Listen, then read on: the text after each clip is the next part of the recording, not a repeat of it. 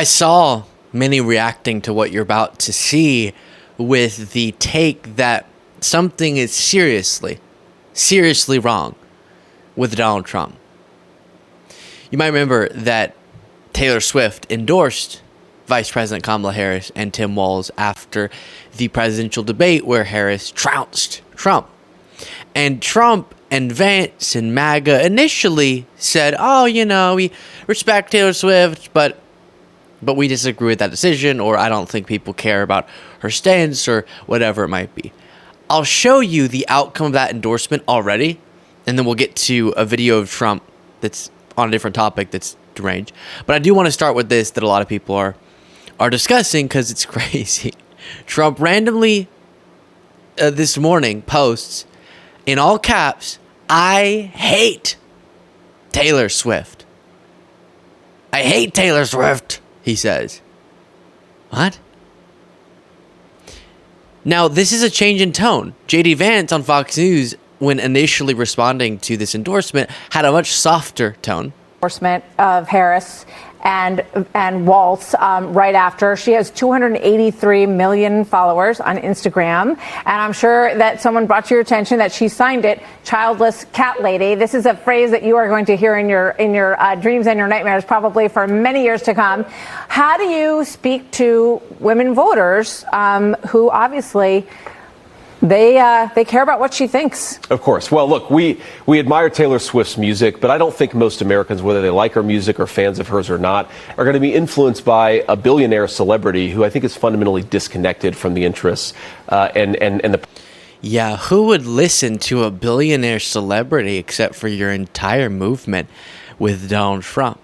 And before getting on to other Trump freak out sort of things, here is CBS News talking to someone who tracks registration data, talking about the impact that this endorsement has had already. What are you seeing from Taylor Swift in her endorsement, especially in terms of driving civic participation? Yeah, so I think this is a question a lot of us had after we saw the endorsement. I think a lot of people expected it was coming, but the question of how much of an impact will she have beyond just the excitement, the likes on Instagram, will it translate into voter registration? So we can see some of the back end data in terms of the data that is coming and hitting off the voter file that we build. And what we saw was this really massive increase. We're calling it the Swift effect now because it's really unlike anything I've seen. We're seeing a 400 or 500% increase in people coming and trying to register to vote immediately following the debate and in that period after Taylor Swift posted on Instagram. And what's really remarkable about that is usually you'll see these increases and they kind of fade away. In this case, we've seen it continue through the last 2 days into today. So that may be why Trump is freaking out so much, panicking over this, and now trying to declare war on Taylor Swift and Swifties, which it's such a sign of an unstable and just not strategic person, because Harris being endorsed by Taylor Swift is one thing. And some Swifties, probably, as we're seeing with the registrations, probably will take this as a sign that they need to go get registered and they need to vote, and hopefully they'll vote for Vice President Harris. But some of them will go, okay, I like Taylor Swift a lot, she's endorsing Harris, but I'm still not that motivated to go out and vote. But then they hear about a war. They hear about Trump saying, I hate Taylor Swift. I saw trending after I hate Taylor Swift on Twitter. Then it was I hate Donald Trump trending on Twitter, I guess from Swifties posting that. And this is just furthering the issues Trump is going to have among fans of Taylor Swift, which is a lot of people. And he's not just doing the Vance thing of, I like her music, but I don't think people are going to listen to her. Instead, it's, I am going to actively antagonize this very popular American. Strange. And by the way, when pro-Trump influencers or musicians, celebrities of different sorts, express their pro-Trump stance, they're wrong. I disagree with them, but I respect the fact that they're totally able to express their view however they like to, and then I can judge them for it. Or we covered on the Bonus Show yesterday. It was very cringy, but there was this, I think, Trumpster who in a sort of irritating fashion, said all celebrities need to shut up about politics. They need to shut up. I don't care. You can't tell us what to do. And my feeling on that is sometimes celebrities say they like Trump and MAGA celebrates it, but then they say all celebrities shouldn't talk about politics whenever it's a celebrity supporting Harris. My stance is all celebrities, just like all people, can totally go out there, say their political views, and then we can respond to it. We can react.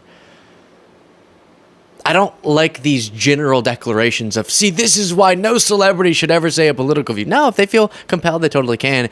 And then Trump can sabotage his own campaign by going after her like that. He also posted, the failing New York Times is a true threat to democracy. When you think to yourself, why? Why would Trump post things like this? It's because he is in this sort of feedback loop where he scrolls through his own comments on Truth Social, and since Truth Social is his platform with mostly only MAGA people, it's a bunch of people just hyping him up. So he probably thinks, given the bubble he's in, people are positively reacting to some of these things when the vast majority of people aren't.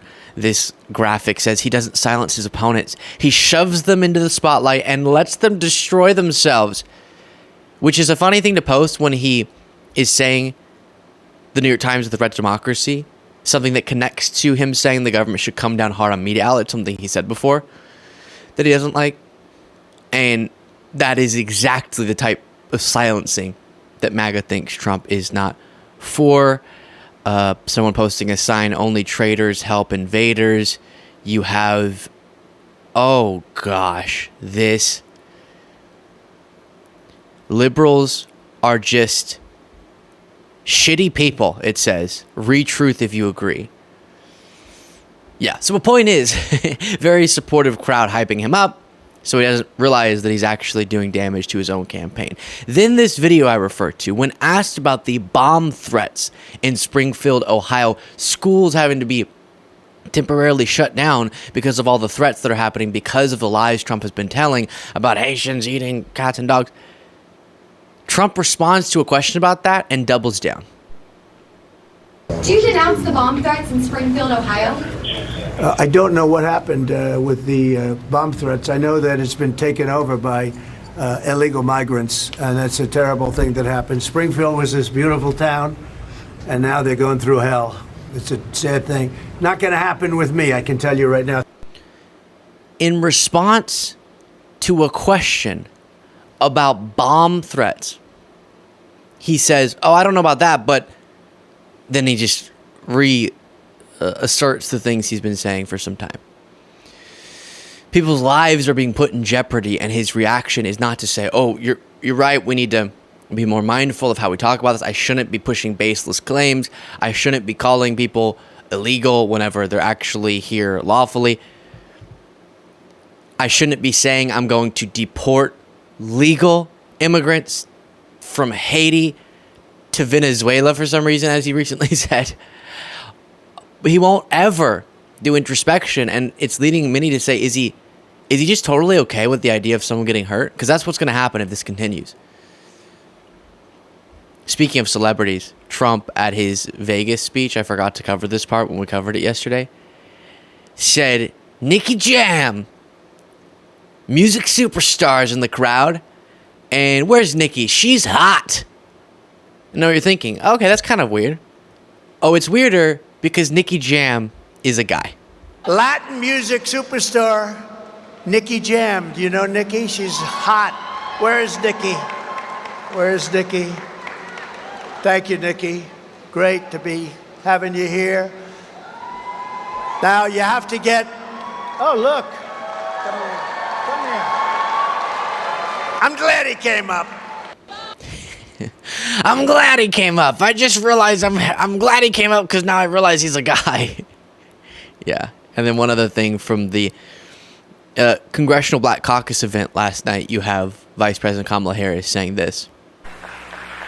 We actually have a plan for health care, not just concepts of a plan. Indeed. New merch is available. Election themed. Kamala is the 30% off promo code.